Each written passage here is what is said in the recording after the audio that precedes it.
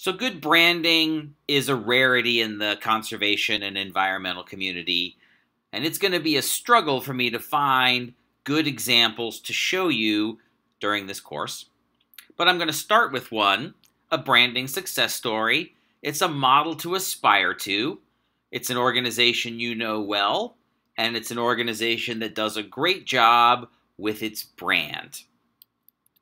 You can probably guess which organization it is just from looking at this logo. You probably see it and recognize right away that the organization we're going to talk about here is the National Park Service.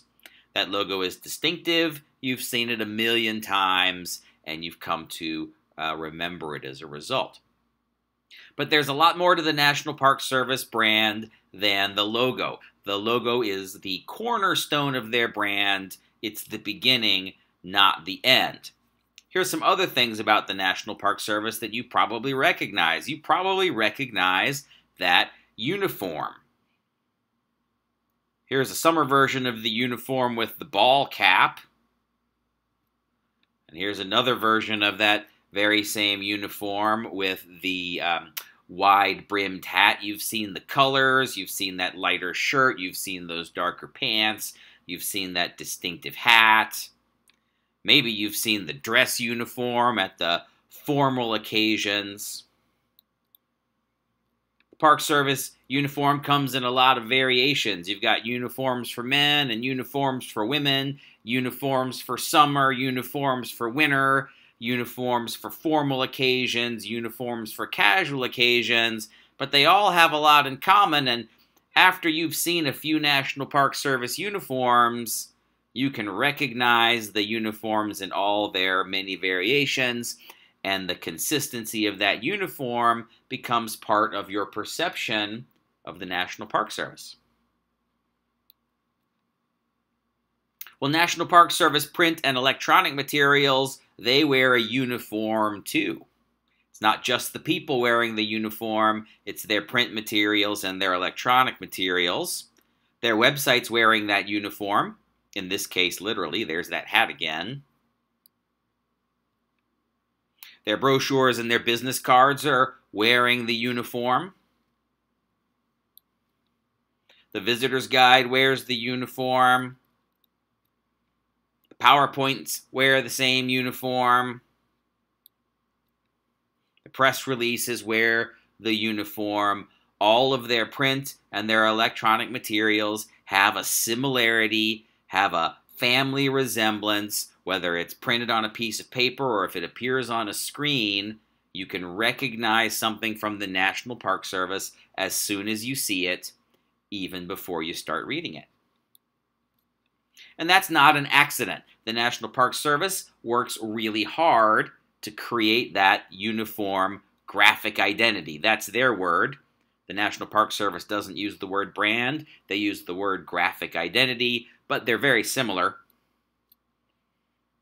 And it's not an accident that they have that. This is Harpers Ferry, West Virginia, and the National Park Service has a center here that focuses, among other things, on helping the rest of the Park Service deliver that graphic identity. Here's the way the Harpers Ferry Center describes that graphic identity. They have a rather long but well-spoken statement on that. They say that the graphic identity of the National Park Service is expressed in carefully prescribed ways. Carefully prescribed ways. And these typically include a logo, a distinctive element, specific typefaces, and a set of preferred colors. And each of these elements is carefully chosen to express the organization's unique character. So the Park Service makes a lot of resources available to its staff and all the field offices and all the parks. It's got a website where they can download everything they need. It's the graphic identity page.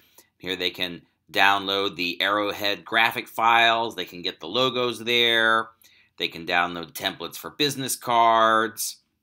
They can download those preferred fonts that they talked about. They've got templates for brochures, for newsletters, for all the print material.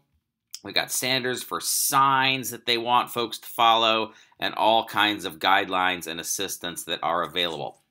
National Park Service staff, even if they aren't trained in graphic design and branding concepts, they get a lot of help from the Harpers Ferry Center to produce print and electronic materials that fit the brand of the organization.